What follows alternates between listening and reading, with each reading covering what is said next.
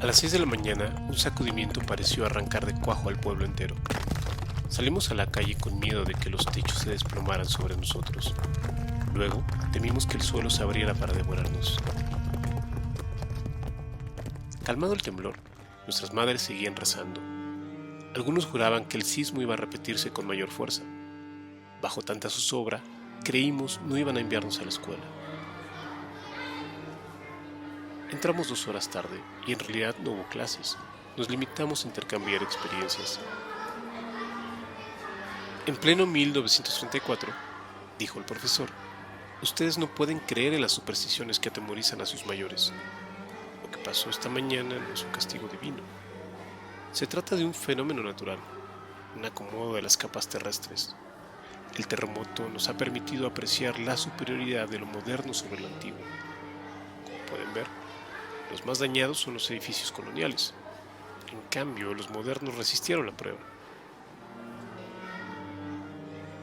Repetimos su explicación ante nuestros padres.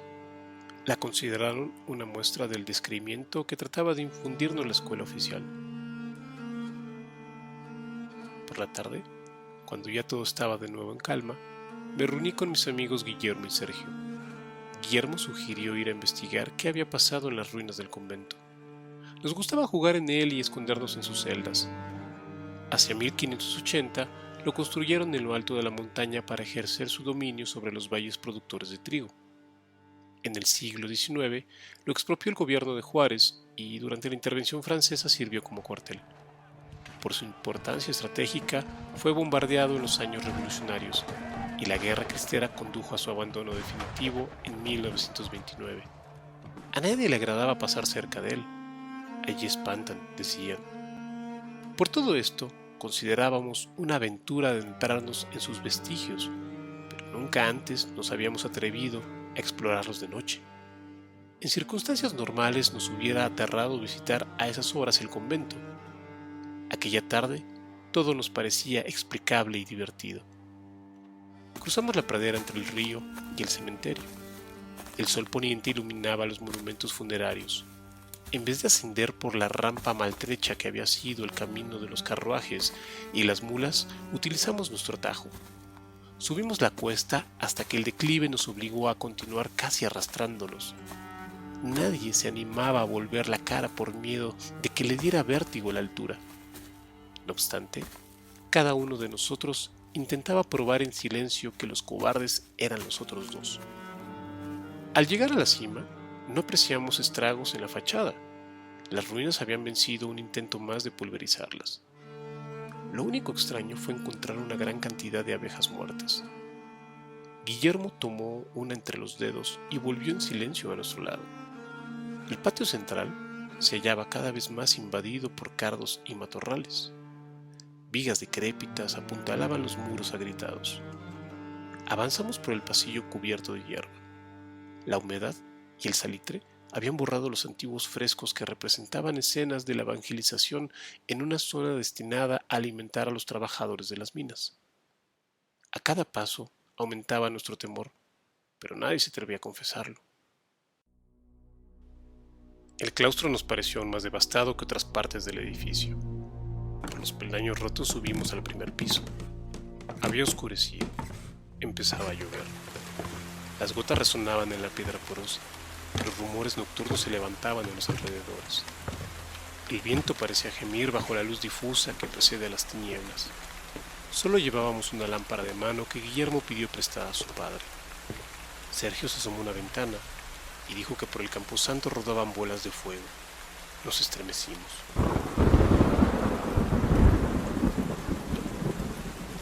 A la distancia se escuchó un trueno. Varios murciélagos se desprendieron del techo y su aleteo repercutió entre las bóvedas. Nos echamos a correr. Íbamos a media escalera cuando nos sobresaltó el grito de Sergio. Guillermo y yo regresamos por él. En la penumbra lo vimos estremecerse y apuntar hacia una celda. Lo tomamos de los brazos y, ya sin ocultar nuestro pavor, fuimos hacia el sitio que señalaba con sonidos guturales. En cuanto entramos, Sergio logró zafarse de nosotros. Se echó a correr, huyó y nos dejó solos. Guillermo encendió la linterna. Vimos que al derribar una pared el temblor había puesto al descubierto un osario. El haz de luz nos permitió distinguir entre calaveras y esqueletos la túnica amarillenta de una mujer atada a una silla metálica, un cadáver momificado en lo que parecía una actitud de infinita calma y perpetua inmovilidad. Sentí el horror en todo mi cuerpo.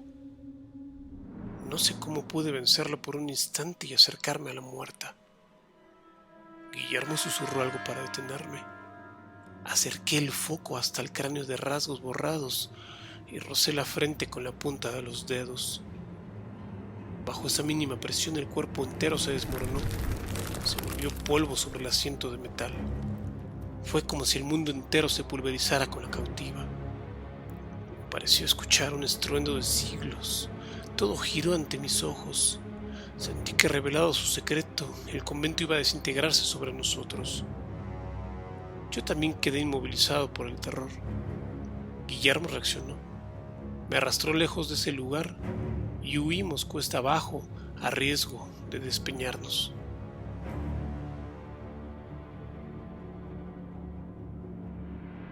En la falda del cerro nos encontraron nuestros padres y las otras personas que habían salido a buscarnos.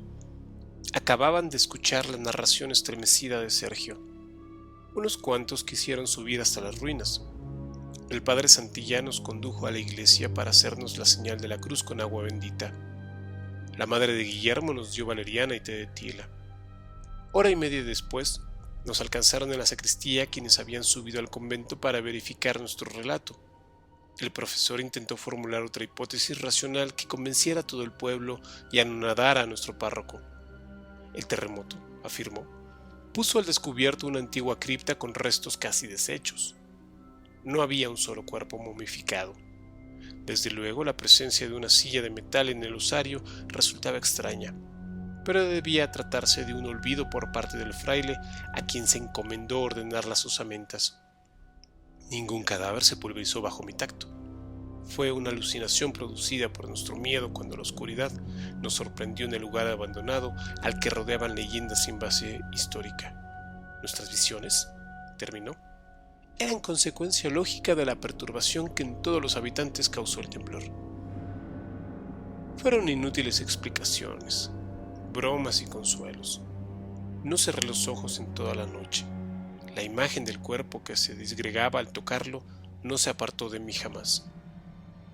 Entre todos nuestros interrogadores, solo el padre Santillán no se dejó intimidar y aceptó nuestra versión. Dijo que nos tocó asistir al desenlace de un crimen legendario en los anales del pueblo, una venganza de la que nadie había podido confirmar la verdad. El cadáver deshecho entre mis dedos era el de una mujer a la que en el siglo XVIII administraron un tóxico paralizante. Al abrir los ojos se halló emparedada en un osario. Murió de angustia, de hambre y de sed, sin poder moverse de la silla en que la encontramos 150 años después. Era la esposa de un corregidor. Su doble crimen fue tener relaciones con un monje del convento y arrojar a un pozo al niño que nació de sus amores. Guillermo preguntó cuál había sido el castigo para el monje. Fue enviado a Filipinas, respondió Santillán. Padre, ¿no cree usted que fue una injusticia?, me atreví a preguntar. Tal vez el religioso mereció una pena severa. Si bien no puedo aprobar el emparedamiento, no olviden ustedes lo que dice Tertuliano. La mujer es la puerta del demonio. Por ella entró el mal en el paraíso y lo convirtió en este valle de lágrimas. Pasó el tiempo. Los niños de 1934 nos hicimos adultos y nos dispersamos. Mi vida en el pueblo se acabó para siempre. Jamás regresé ni volví a ver a Sergio ni a Guillermo. Pero cada temblor me llena de pánico. Siento que la tierra devolverá a sus cadáveres para que mi mano les dé al fin el reposo, la otra muerte.